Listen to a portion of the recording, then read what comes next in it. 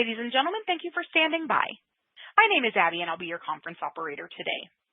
At this time, I would like to welcome everyone to J.B. Hunt's fourth quarter 2024 earnings conference call. All lines have been placed on mute to prevent any background noise. After the speaker's remarks, there will be a question-and-answer session. If you would like to ask a question during that time, simply press the star key followed by the number 1 on your telephone keypad. If you would like to withdraw your question, press star 1 a second time. Thank you. And I would now like to turn the conference over to Brad Delco, Senior Vice President of Finance. You may begin. Good afternoon. Before I introduce the speakers, I would like to provide some disclosures regarding forward-looking statements. This call may contain forward-looking statements within the meaning of the Private Securities Litigation Reform Act of 1995. Words such as expects, anticipates, intends, estimates, or similar expressions are intended to identify these forward-looking statements. These statements are based on J.B. Hunt's current plans and expectations and involve risk and uncertainties that could cause future activities and results to be materially different from those set forth in the forward-looking statements. For more information regarding risk factors, please refer to J.B. Hunt's annual report on Form 10-K and other reports and filings with the Securities and Exchange Commission. Now I'd like to introduce the speakers on today's call. This afternoon, I'm joined by our President and CEO, Shelley Simpson, our CFO, John Kuhlow, Spencer Frazier, Executive Vice President of Sales and Marketing, our COO and President of Highway Services and Final Mile, Nick Hobbs, Brad Hicks, President of Dedicated Contract Services, and Darren Field, President of Intermodal. I'd now like to turn the call over to our CEO, Ms. Shelley Simpson, for some opening comments. Shelley? Thank you, Brad, and good afternoon. While 2024 was a continuation of the challenging freight environment, I am proud of the work of our team and how we position the company for our future. We focused on providing excellent service to our customers, improving on our record-setting safety performance, and remaining cost-disciplined, all while leveraging our strategic investments in our people, technology, and capacity. We have been in a period of heavy investment to better prepare ourselves to expand all aspects of our business in the future.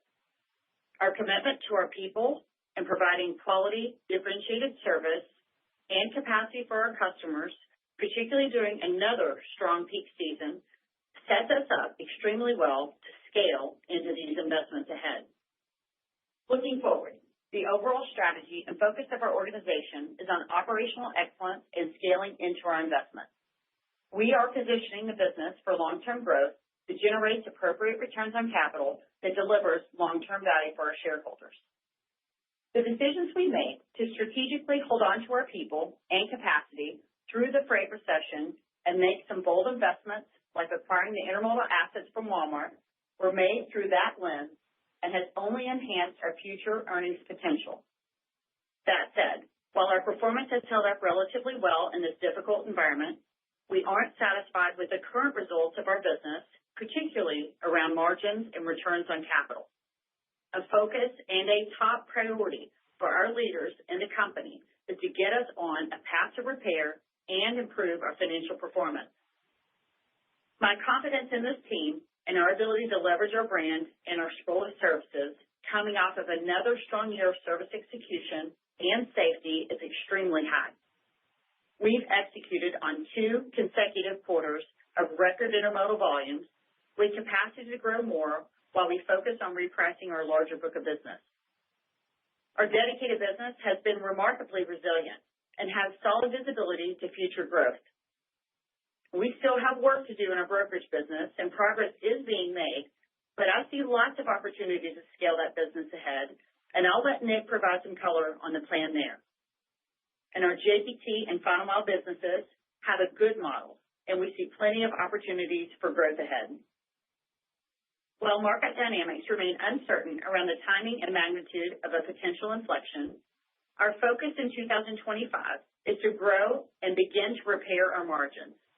We will be coming out of the freight recession from a position of strength.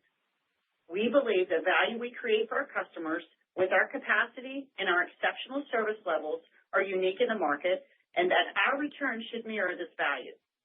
We and our customers know this. We stand ready to continue to expand with our customers and to add new customers under the J.B. Hunt scroll. The team will have more commentary on each area of business, but in closing, we have proven our service levels and our safety culture are unmatched and have available capacity ready for future growth. We will continue to focus on the long term while taking steps in the near term to improve the return profiles of our business, all with the same mission to drive long-term value for our people, customers, and shareholders. With that, I'd like to turn the call over to our CFO, John Kuhlow. John? Thank you, Shelley, and good afternoon. My comments will cover a high-level review of the quarter and year, some additional color on our cost control efforts, as well as provide an update on our capital plan for 2025. As a general overview, we saw signs of seasonality across the business and experienced a strong intermodal peak season. That said, the deflationary rate environment, coupled with an inflationary cost environment, weighed on margins versus the prior year. Starting with fourth quarter results, on a consolidated GAAP basis compared to last year, revenue declined 5%, operating income increased 2%, and diluted earnings per share increased 4%. We did have insurance-related charges totaling $53.4 million in Q4 of 23, and intangible asset impairment charges totaling $16 million in Q4 of 24. The asset impairment charges this year are related to early termination of leased facilities and intangible assets recorded from the BNSF Logistics acquisition. After consideration of these charges, operating income and diluted earnings per share declined year over year, largely driven by the deflationary pricing environment. For the full year 2024, on a consolidated GAAP basis, revenue declined 6%, operating income declined 16%, and diluted EPS decreased 20%. These results include the impact of the previously mentioned charges. Looking to 2025, we expect inflationary cost pressure to continue in the areas of insurance premiums and people costs. Despite 2 consecutive years of record safety performance, our insurance premiums have more than doubled over that period due to the higher cost to resolve claims. This is an industry challenge, and these inflationary costs will need to be passed on to shippers and eventually consumers. Now, speaking specifically to the first quarter of 2025, given normal seasonality on a sequential basis, we expect operating income to decline at a similar rate as what we saw in 2024, after consideration for the charges we disclosed, or more specifically, somewhere around 20 to 25%. On the subject of cost, we have made progress across the business to right-size our cost structure. In April 2024, we outlined $100 million of aggregate costs we were carrying across the company related to investments and resources in both our people and capacity. We also noted that we had visibility to these costs and where they lived within the organization. Since this time, our headcount has been reduced through attrition and performance management and now sits approximately 12% below our peak levels. On the capacity side, we commented that we had about 20% excess capacity in both JBI and JBT. Since we made those comments in April, we did invest further in our capacity in JBI with the purchase of Walmart's intermodal assets. And while our business activity levels have increased, so too has our capacity. That said, we feel confident in our ability to generate a solid return on those investments over the useful life of those assets. As it stands today, on a consolidated basis, the aggregate cost of that additional capacity is around $60 million. While progress has been made, we remain focused on controlling costs in the near term without reducing the long-term earnings power of our business. I'll wrap up with an initial look at our capital plan. For 2025, we expect our capital expenditures to be between $700 and $900 million, which is up from the $674 million in 2024. Our first use of capital is always to invest in our business for growth. Through strategic decisions and opportunities in the market, we have pre-funded a large portion of our future growth in JBI, and as has historically been the case, our capital needs in DCS are success-driven. other businesses require very little capital investment.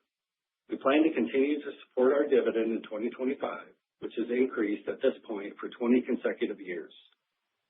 Finally, we will continue to opportunistically repurchase stock as a means of returning value to shareholders. In 2024, we repurchased $514 million of stock at an average price of $169 per share. 2024 marks the second largest year for share repurchases in our company's history. With our modest leverage, limited near-term capital needs, and view on where we are in the cycle, we think repurchases are a prudent use of capital at this time. This concludes my remarks, and I'll now turn it over to Spencer. Hey, thank you, John, and good afternoon. I'll provide an update on the market, our sales objectives, and some feedback we are hearing from our customers. In the fourth quarter, we saw a strong peak season materialize, particularly across our intermodal business as well as in our highway businesses.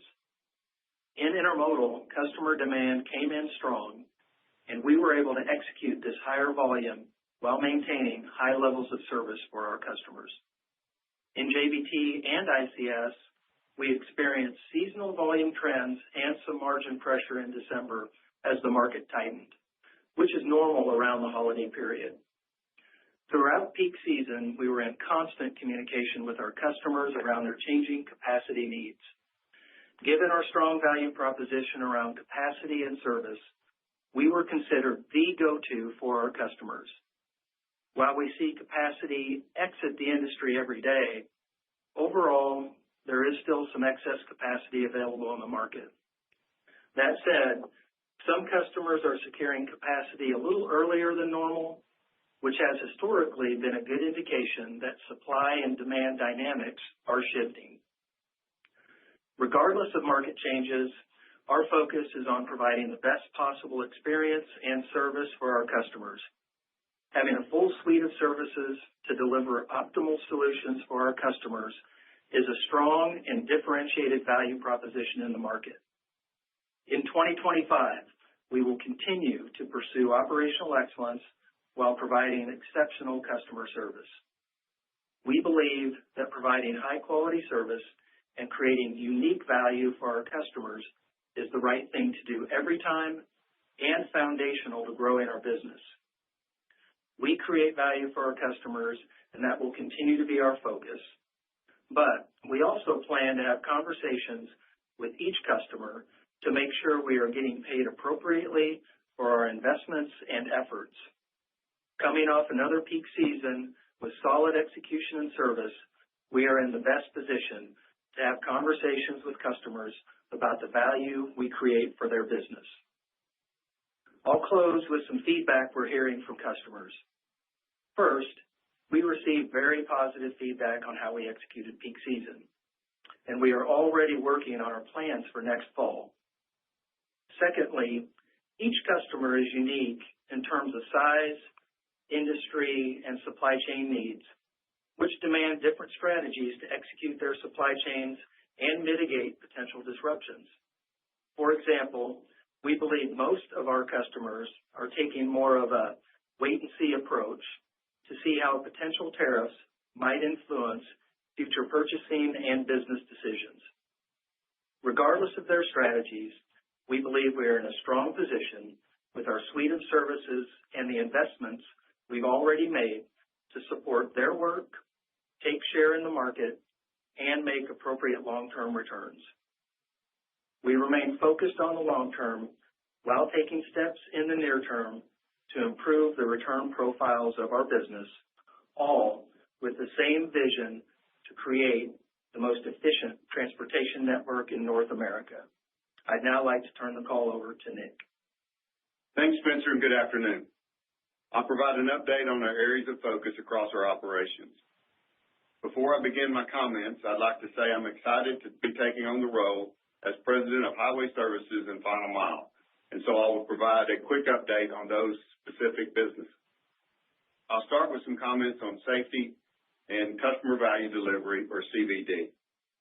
Our company is rooted in a foundation of safety and is at the core of what we do every day.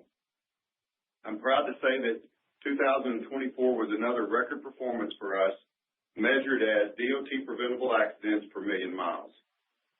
This is the second consecutive year of record performance and a testament to our focus on continuously improving in this area. Our safety performance is just one example of our focus on customer value delivery, or CVD, that we continue to roll out across the organization.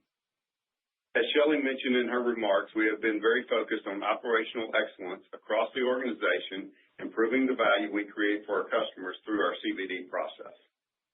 We believe this puts us in the best position to retain and grow our business while ensuring our customers see and appreciate the value we are creating for them. Shifting more specifically to the businesses, I'll start with JBT. Our focus remains on attracting the right freight for our drop trailer network while ensuring capacity is correctly positioned across the network to serve this freight efficiently. Our service level remains strong, and we continue to look to methodically grow this business while maintaining network balance, which will support future growth while driving efficiency and greater profitability. On final mile, demand for big and bulky products remain muted with soft demand in furniture and modestly soft trends in exercise equipment and appliances. We continue to focus on providing high levels of service, differentiating ourselves in the market, and ensuring we are appropriately paid for the great work we do. I'll close with some comments on our strategy in ICS. The past couple of years have been challenging in ICS, but I believe we are at a more solid base to build off of going forward. In 2024, we incurred quite a bit of expense related to the integration of BNSF Logistics acquisition this year that will not repeat in 2025 to the tune of $35 million. This includes the impairment charge John referenced earlier. Going forward, with our base business on a more solid footing and the integration behind us, our focus turns to growth and, more specifically, growth with the right customers. We need to further diversify our customer base in terms of size as well as industry, really targeting businesses that we can differentiate ourselves with our service, people, and technology. We are implementing some of the playbook we utilized in Dedicated to help us generate better leads and customers that we believe will see the value in what service we offer. We have better alignment with our sales resources and a strategy we are confident that sets us up to scale the investments we've made in the business overall. We are already seeing some momentum as volumes and customer counts have been growing the past 2 quarters. Finally, we are continuing our focus on controlling cost. The team has made significant progress in right-sizing our cost structure, but there are still opportunities for additional improvement. As we come out of this recessionary freight environment, we will focus on leveraging our investments to drive greater productivity. I'm excited about the work we're doing within ICS and believe we have a long runway of growth and the ability to scale quickly in this business. With that, I'd like to now turn the call over to Brad. Thanks, Nick, and good afternoon, everybody. Before I get into my prepared comments on our dedicated business, I'd just like to say how excited I am to be leading us in this area. I recently celebrated my 29th anniversary at the company, and having spent 25 of those years in our dedicated business, in some ways it feels like a homecoming. While we have had a lot of success in the business, I feel a strong sense of responsibility to continue to expand on our performance and accelerate our growth. As we have talked about in the past, and Nick had hit on previously, we focus our dedicated business on providing professional, outsourced private fleet solutions for our customers.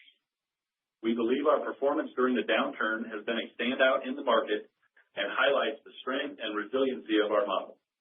We have a diverse set of customers by both industry and geography, with the average size of our deals remaining relatively small.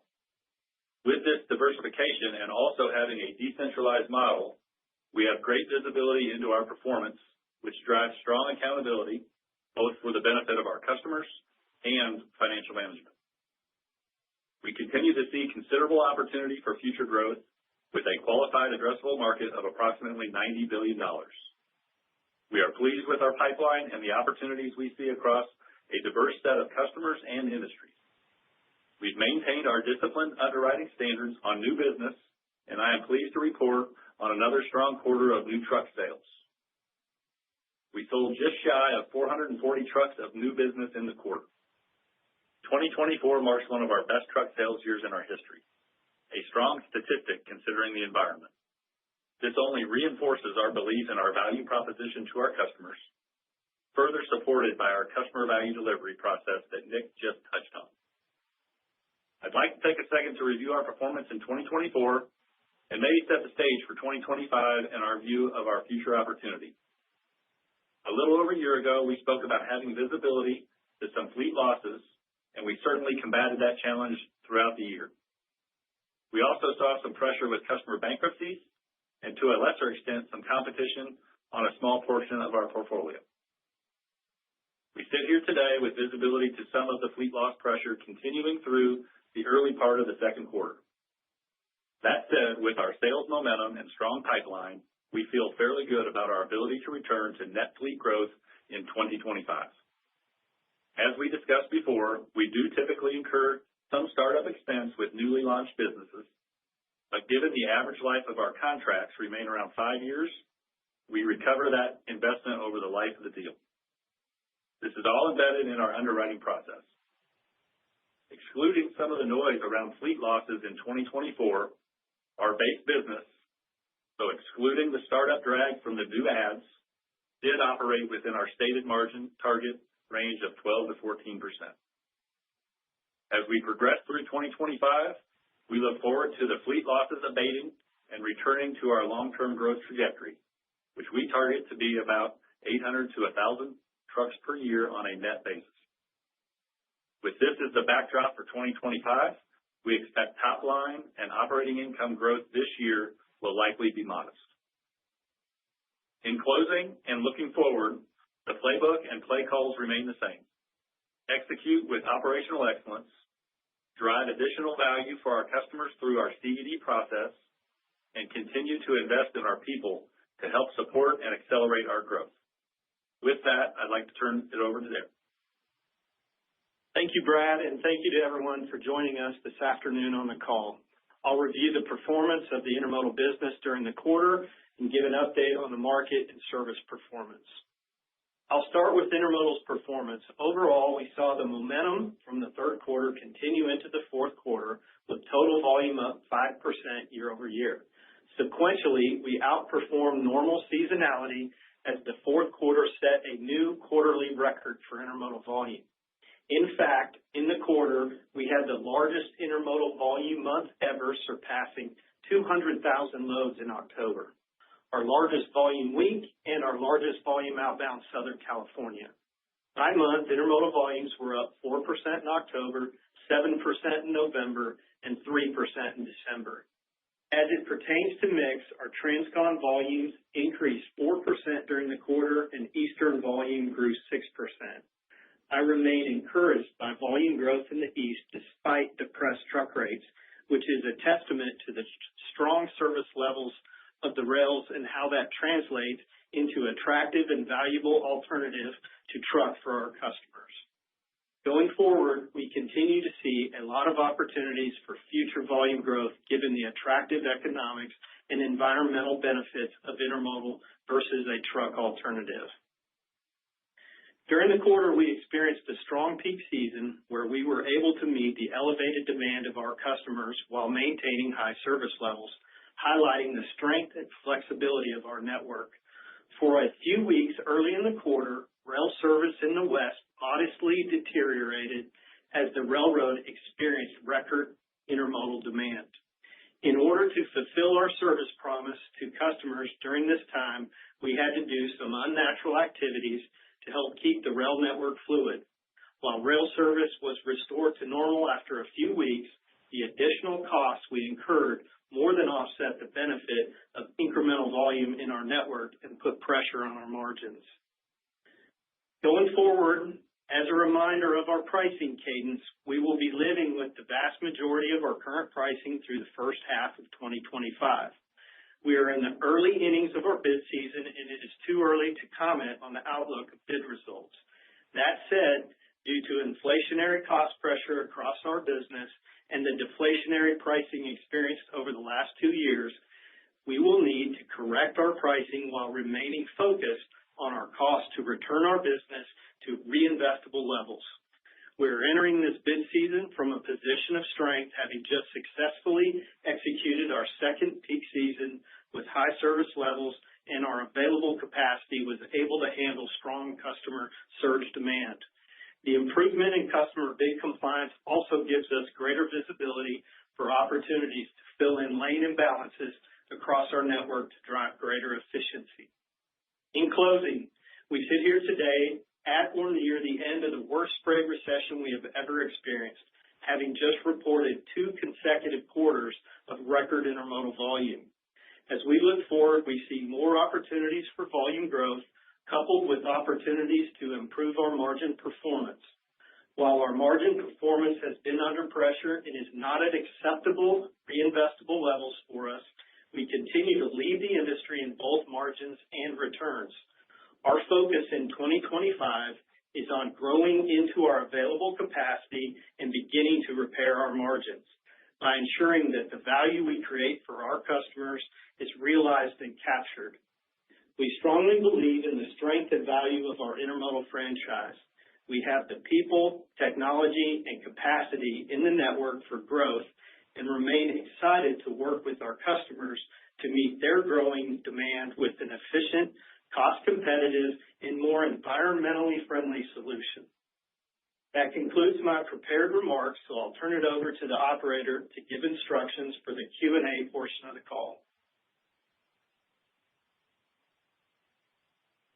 Thank you. And we will now begin the question and answer session. If you have dialed in and would like to ask a question, please press star 1 on your telephone keypad to raise your hand and join the queue. If you would like to withdraw your question, simply press star 1 a second time.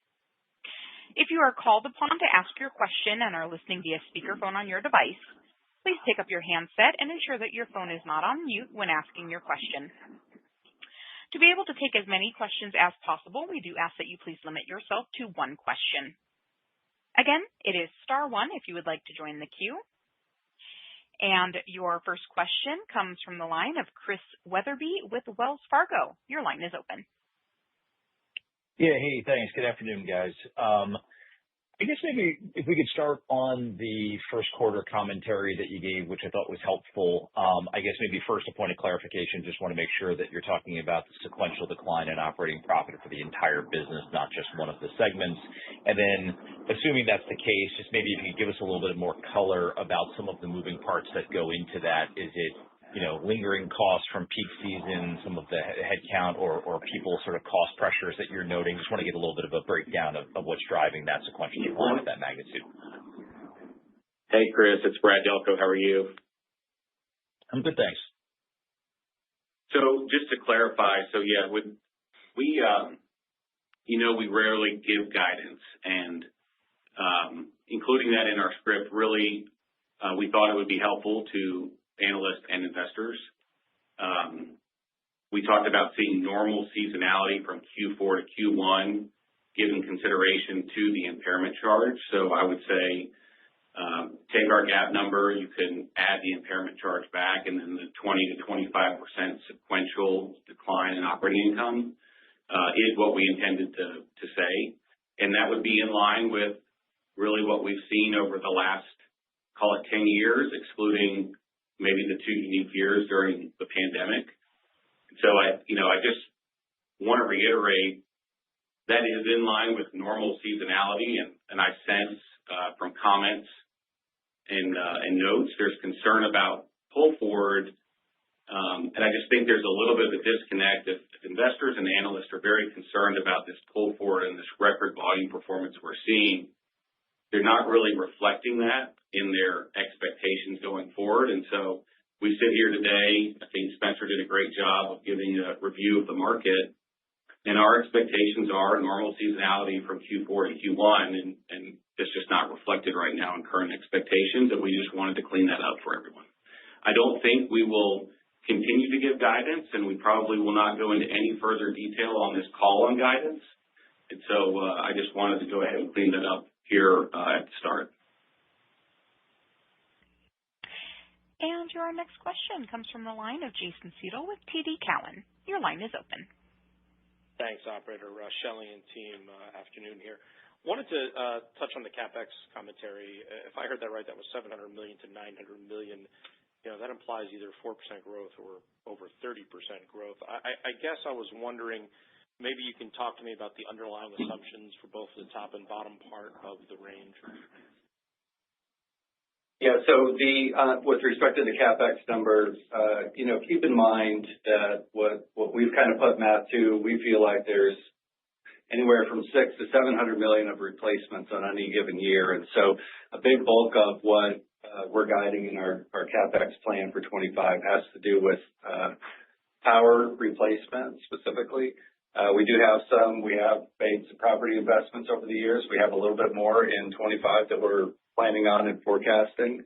But really the range that we're providing there is dependent upon the success of dedicated sales going into 25. And so we've got growth in our numbers, and that's part of the CapEx plan, but we typically provide at the beginning of the year a little bit wider range until we get more visibility into those successes in dedicated. And your next question comes from the line of John Chappell with Evercore ISI. Your line is open. Thank you. Good afternoon. Shelley, you mentioned a couple of times in your prepared remarks focusing on improving returns on capital and improving margins. Obviously, the cycle would play a big role in that, but I assume you're not counting on the cycle recovery anytime soon. Given some of the inflationary pressures that John talked about and even Darren talked about, what steps can you take that are in your own control that you can start improving both of those metrics without getting more help from the broader market? Yeah, good question. Thank you for that, John. So, I would say there's a few things inside our businesses, and I'll speak specifically for intermodal. If you think about the challenges that we had through 2024, a big part of that was around balance. And so our ability to move the network, actually loaded versus empty, that is a core strategy for us in this bid season to really focus on making sure that we're loading our equipment and minimizing the amount of empties that we're moving. The network's out of balance for a couple of reasons. One, our customers have shifted West Coast from East Coast, and that's caused more to happen out of the West Coast, and then also some of the things that are happening in Mexico. So that would be one thing. We'll continue to focus on our cost control efforts that we've been working on really since the last 1 to 2 years, and so we see that. And we'll also be scaling into our costs with revenue. And so we do have good growth as we look at this year across our segments, and we'll start to scale into the revenue.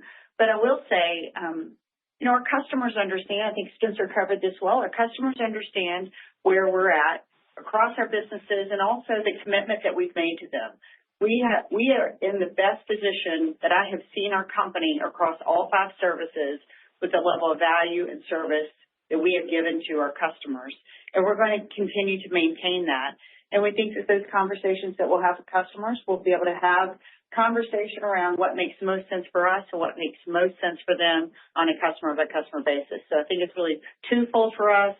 Keep controlling cost and work on minimizing some of the incremental costs that we had in the last half of the year. Focus on our growth and then also talking with customers around the value that we create. And your next question comes from the line of Brian Ossenbeck with JP Morgan. Your line is open. Hey, thanks. Good evening. Appreciate you taking my question. Maybe let's ask a question on dedicated, because you did give a little bit of guidance there, but clearly there's been some challenging, some churn that you've highlighted here. It does take a while to start up these contracts, but I believe you mentioned modest year-over-year growth in both op income and revenue. So I know you don't want to give any more specific guidance, but I think maybe that's another area where expectations are a little bit too high just based on how that business typically operates, even if you are going back to growth. So any further details there would be appreciated. Thank you. Yeah. Thanks, Brian. Just trying to convey that we have known losses, that we're not completely out of the woods yet, that we do feel largely will be behind us in the second quarter. And so really just trying to help everyone understand when they can expect our net tractor growth to get back on plan and back on our historical model. We feel very good about that. We're coming off of a great performance year. Certainly didn't meet all of our expectations, but we are remarkably proud of where we did finish the year, both from a performance standpoint, whether it's talking about safety, as was mentioned earlier, our driver management and retention. We see our retention rates on overall customers rebounding from earlier inside of 24 versus where we sit today. And we feel like we have good line of sight to get back to our historical expectations of 98.5% retention in the not too distant future. So can't really offer you any more specifics than that, but do feel great about our pipeline and believe that we'll continue to deliver new sales that will offset known reductions or losses, and then we'll get back on plan. Yeah, and Brian, I'll add a little bit in terms of what was included in some of the prepared remarks. Brad did mention we do expect to see net fleet growth this year, but just thinking about the cadence of onboarding new accounts, we talked about the investment. We typically start these things up, and it does put margin pressure on the business for startups. Usually it's about 3 months of losses. Then the next 3 months of that startup will recoup the losses that were incurred in the first 3 months of that startup. And so life to date of new deals is effectively break even through the first 6 months. So we would really need to see significant fleet growth, early in the year in order to contribute operating income or EBIT dollars, if you will, to that business in the second half of the year. And so if we think about a normal cadence of how these fleets will be sold and onboarded across the year, you're really talking about growing the fleet this year and seeing the benefit of that at a future period, which would probably be next year. And your next question comes from the line of Jordan Alger with Goldman Sachs. Your line is open. Yeah, hi. Just sort of curious a little bit on the first quarter, if I could. Just to see if I understand, I'm assuming the bulk of the dollar drop-off sequentially 4Q to 1Q is going to come in intermodal. And so I'm just sort of curious, how much of that is driven by, let's say, the revenue fall off versus like a margin degradation to something well less than 7%? Thanks. Yeah, hey, Jordan, this is Brad again. Again, we don't want to get into the specifics of guiding by segment, nor just guiding in general. We saw an opportunity where the street or the market seemed to be a little bit off from what our expectations are. And keep in mind, we're now on our third earnings call talking about our visibility to our pricing for the first half of 2025 being set. I think the term we've used historically is the cake is somewhat baked. We said it at the end of our second quarter call. We said it on our third quarter call. And so there's really not tremendous opportunities to move intermodal with price. And the work we're doing right now will be reflected in, kind of how we look at Q3 and certainly the exit rate out of 25 into 26. We'll see more of a reflection of what bids look like. In dedicated, I think, there's normal seasonality and in our SEC filings, we talk about Q1, weather and all other reasons.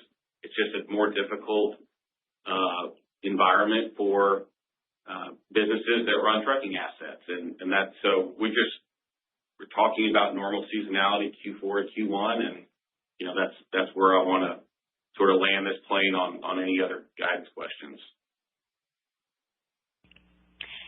And your next question comes from the line of Scott Group with Wolfe Research. Your line is open. Hey, thanks. Afternoon, guys. So just to follow up there on your about like what's happening in bid season now is what's going to drive Q3 and the exit into 26. Darren, I think you said like it's a little too early to tell about bid season, but are we at least confident we're getting some degree of pricing increases? Maybe just give a little bit more color about what's happening with bid season, and then is there enough to give us some confidence that if we're getting some price increases that in the back half of this year we'll start to see that margin inflection in intermodal? Okay. Hey, thanks for the question, Scott. Certainly, we're on 2 consecutive years of this crazy long freight recession. recession that's frustrating to all of us. I think that I want to be really clear with the whole audience. I'm so proud of the team for the way we have executed and really earned back confidence from our customers. We are the clear leader in service and capacity. Our customers buy on service, cost, and capacity. So certainly you have to be the leader in at least two of those three if you can't be in all three. There will be markets where capacity demand certainly justifies price increases. You also heard Shelley comment on our need to fill up and rebalance the network and do some repair work on volumes to support head haul markets. In those particular lanes, we're looking for cost takeout there, and so the pricing conversation may behave a little differently. The reason I'm kind of trying to talk about how we think about this pricing cycle. It's a conversation one customer at a time. I'm very confident that the service product we've offered over the last 2 years has really earned us the right to have really strong confidence in what we're providing value for our customers, and we're gonna share that with the customers and work on our price. When we said it's too early, we really haven't completed very much of the bid cycle. There are a lot of ongoing conversations. Everybody is under cost inflation challenges. Our customers are not into that, so it's an ongoing conversation. But certainly, we feel confident that as truck rates climb, as new capacity demand hits us, we can certainly begin to repair our margins, and improvements in price will have to be part of that. And your next question comes from the line of Ken Hoexter with Bank of America. Your line is open. Hey, great. Good afternoon. Interesting about your discussion on the end of the worst freight recession. Hopefully we keep hearing about that, but then the dip in 1Q is a little concerning, I guess, on the progression of that. But last quarter, Darren, I think you mentioned you didn't think you'd get back to 1.8 to 2 turns per month, but it looked like utilization of boxes improved. In the quarter now, turns are up to about over 1.5, it looks like, and utilization up into maybe the 90s. How should we think about the scalability of that? Maybe talk about what is still parked, what is still left to come out of the sidelines, and how utilization's going. Okay. I want to take something first, if I can. Okay. I want to take the first comment, which was coming out of fourth quarter going into Q1 was somewhat surprising. If you think about just the seasonality of our business, we've been talking about that our bid season that all of our pricing has already been established. Everything we're working on today is to be implemented in the third quarter of 2025 and beyond. So we're coming into Q1 with intermodal pricing that has already been set. Demand volume for our services have been at record levels for the entire back half of 2024. Our operational service and excellence that we have provided for our customers is the best we've ever done from an intermodal perspective in, I'm not sure how long, Darren, but many, many, many years. So I think we are setting ourselves up for great success for the future. Q1 is a result of the 2023-24 bid season. Moving into this period now, we're focused on what that looks like for the back half of 25 and into 26. And so, Darren, I'll turn it to you to answer the question around turn. Sure. So clearly record volumes without onboarding more equipment, improved utilization for us. That's clearly a big part of our story moving forward as we have to scale into those capacity investments we've made. We're very aware that we have excess capacity, and we're proud of the fact that we were able to grow. I think when I said on the last call that the years of two loads per container per month are probably behind us, that has a lot more to do with the railroad schedules and the way that the rail networks flow. Everything today flows a little bit slower than it did when we last turned at 2 times per month. And I would even say our customers have a role in their ability to unload the equipment and create maximum utilization, and we have seen that be a challenge for some of our or for some of our customers. As we move forward, do I think that we can turn the entire fleet at 1.8 for a whole calendar year? That's probably also not in the cards, but certainly in the heaviest months, and I would anticipate October is always going to be your biggest month of the year. And so if we're turning the fleet at 1.8 times in October, I think that certainly would be a challenge for us, but it's not an out-of-sight goal that we can certainly look to achieve. But as we move forward, we'd like to see our turns continue to improve as we grow volumes. I'm going to duck your question and not answer specifically, but we have more room for improvement than what you even saw in 4Q. And your next question comes from the line of Brandon Oglenski with Barclays. Your line is open. Hey, good afternoon, and thank you for taking the question. Darren, maybe following up with that then, I think in the prepared remarks, it was discussed, like spare capacity in intermodal was close to 20%. Then you guys did the Walmart deal. And maybe that's what Ken was also getting at in his question, but where do you see spare capacity maybe in your network and maybe more broadly across the system? And is that a hurdle that we still have to get over as we look in 25? Well, certainly we still have really significant capacity that's underutilized. And the cost to store that equipment is a significant headwind for us. And so as we continue to scale and grow our volumes while also improving pricing, that's going to be our focus and our effort. The Walmart equipment, I think we reported just over 122,000 containers at the end of 4Q. When we onboarded the Walmart equipment, all of that equipment requires a modification, and we haven't completed that work. Clearly, we just did the acquisition in, I think, the second quarter end of first quarter, second quarter last year, and that equipment is tucked away in storage right now because, frankly, we're still trying to grow into the 122,000 containers that you can see we own today. The Walmart equipment will become more visible as demand for it helps us grow into it, and we complete that conversion and bring it active into our system. And your next question comes from the line of Daniel Imbro with Stephens. Your line is open. Yeah, thanks. Good evening, everybody. Thanks for taking our questions. Maybe I'll ask one on the ICS side. We saw stronger gross margins, particularly given the move in truck rates during the quarter. I guess, can you talk about how the pricing strategy has changed here? I think in the prepared remarks, you mentioned you expect a return to growth this year. So maybe we're past kind of the peak pressure there. But, if normalized margins used to be mid-teens, could they be higher for ICS here? Just how should we think about that profitability? Thanks. I'll try not to give any guidance here. I'll just talk about our philosophy. We think we're in a really good spot right now. We got through the integration.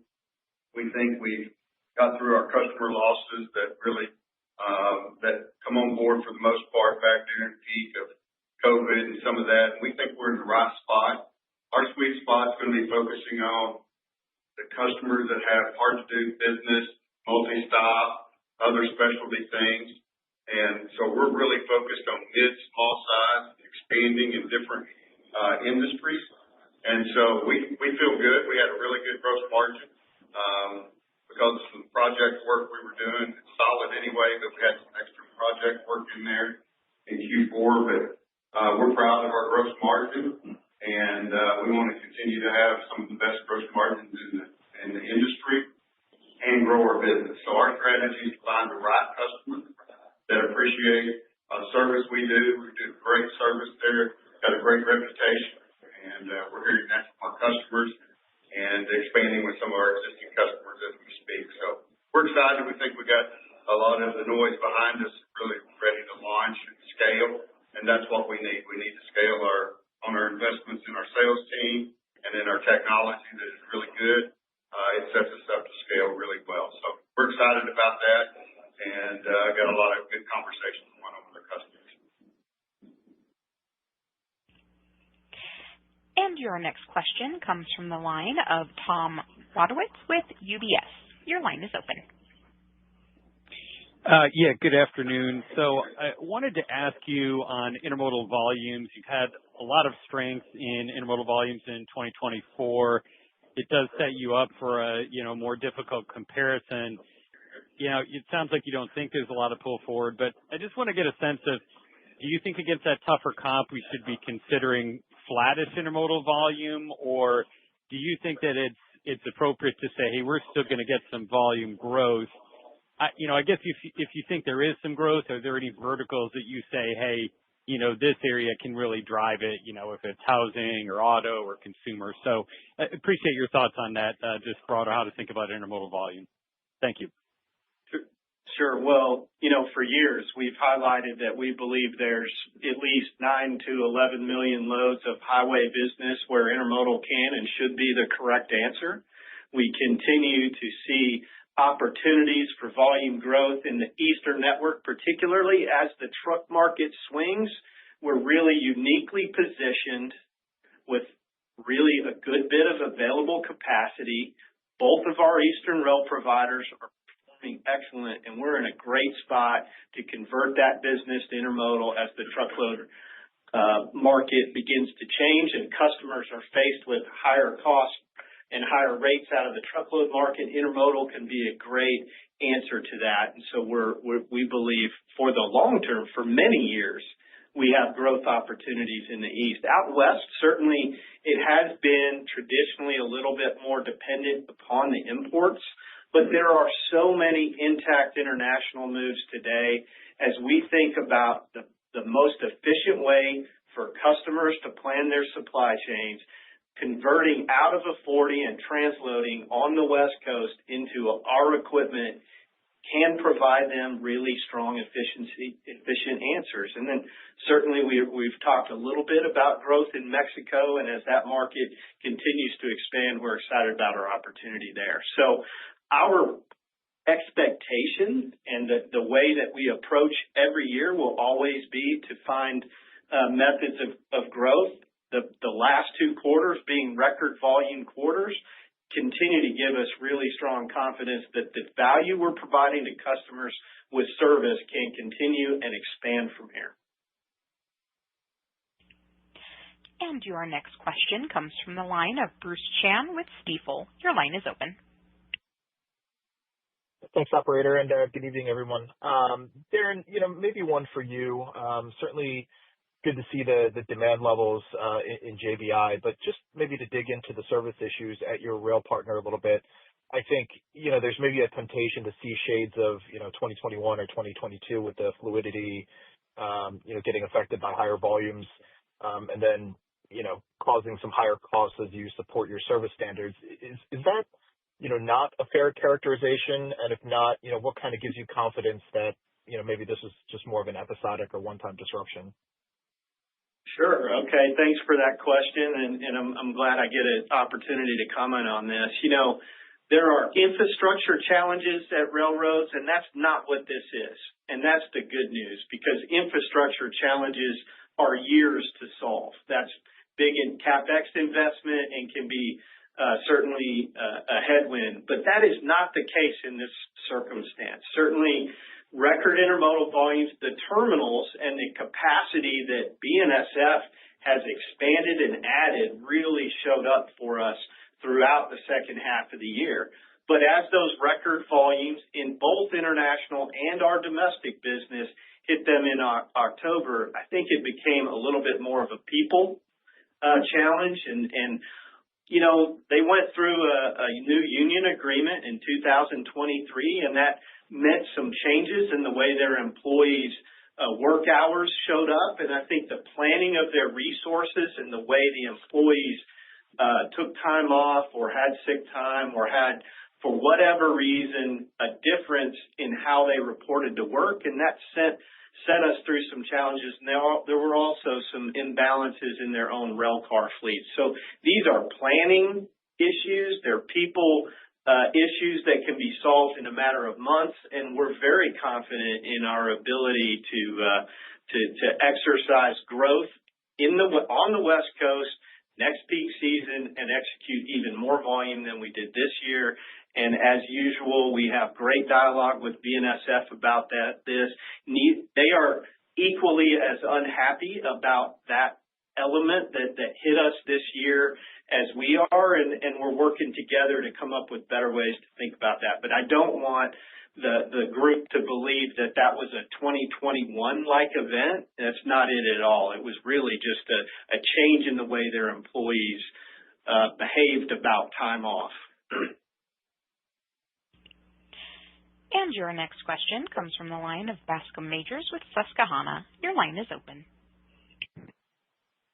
Can you talk a little bit about the typical notice your dedicated customers need to give before exiting a contract, and just how much visibility and conviction you have into the churn really giving way after the second quarter and the ability to really net grow the fleet and kind of seeing that gross growth you've been delivering in the second half and for the full year? Thank you. Yeah, Bascome. Each agreement is unique and specific to each customer. So there's not really a formal standard in terms of how we work closely with each customer. There's really three types of losses that we incur, and I'll just re-highlight that. First and foremost, our customers, some of them have been pressured in their own industries and their businesses. And so we see fleet sizes that reduce as a result of that. And that's one type of conversation. And quite frankly, our CVD process helps us be proactive with our customers when we see their demand shift upward or downward. In the environment we've been living in the last 2 years, as Darren mentioned, there's been more of those downward revisions. But that's part of how we offer flexibility for our customer. There are also points in times when we recover out of recessionary times or where we go plus, net positive on all the adds that we have. So if we do the right thing by our customer in the most difficult of times, we believe that they're going to continue to partner with us, and we will be rewarded for that when there are more appropriate times for growth in their industries. So that's one thing. Then we also had, and we mentioned in the prepared remarks and even our earnings release, we did have some bankruptcies this year. These are some of our customers that their businesses struggled mightily, and so we lose business in that fashion. And then the third is typically through a competitive bid. In many cases, it's a renewal of a term where we're nearing the end of that contractual commitment. And given the current economic pressures that our customers are facing, they look to bid that out. And so we've had all three of those working against us over the past 12 to 18 months. We do see it, and it did slow. The combination of all three of those slowed throughout 2024, and I think that's really what gives us the optimism. As long as we can deliver on our sales plan, which we are very optimistic about that based on our pipeline and our more recent performance, we feel like we will get back to that net positive later this year. And your final question comes from Ari Rosa with Citigroup. Your line is open. Great. Good evening. Thanks for squeezing me in here at the end. So I wanted to ask about the first quarter outlook. So Brad hopefully won't kill me, but I'm a little confused because you mentioned that there were some, I think you called them unnatural costs in fourth quarter, but you're saying you expect kind of normal seasonality into first quarter. I would have thought, given the unnatural cost, that maybe we would expect slightly better than normal seasonality in first quarter. So I'm just trying to understand, is this kind of a reflection of either particularly weak trends in terms of seasonality, in terms of the kind of give back into first quarter, and then maybe you could talk about what the prospect is for improvement as we kind of move through the year into second quarter and beyond? Thanks. Well, Ari, we very rarely give guidance. There's reasons why we don't give guidance. We feel like we have a great business made up of 5 different segments, and we really like a lot of the time in these sort of environments or opportunities to speak to investors to talk about our great businesses and not talk about what's embedded or implied in our guidance, which is a big reason why we're just not fans of issuing it. We saw there being a disconnect.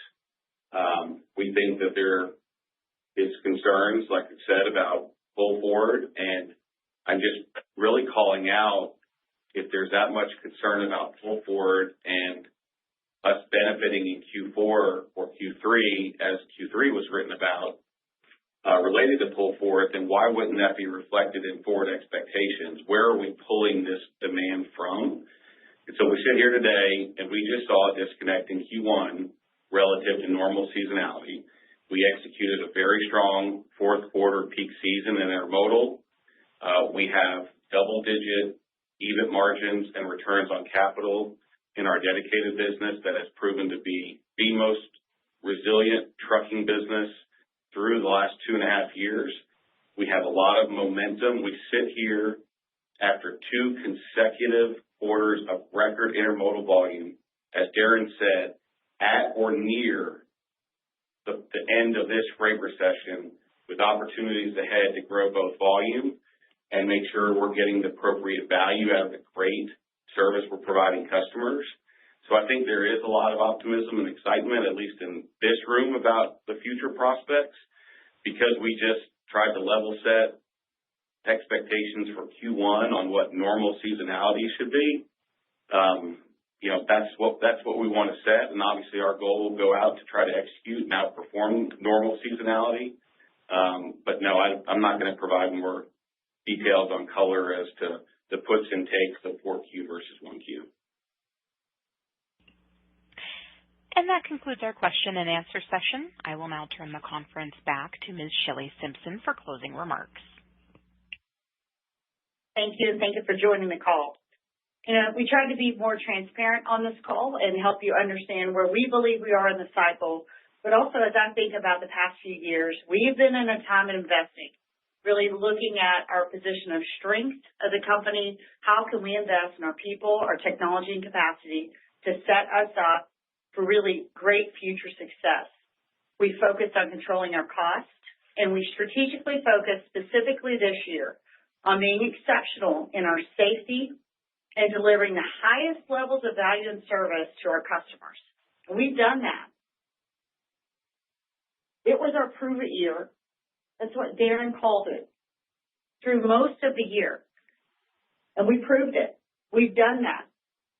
Our customers and their satisfaction with us is at the highest level that we've recorded.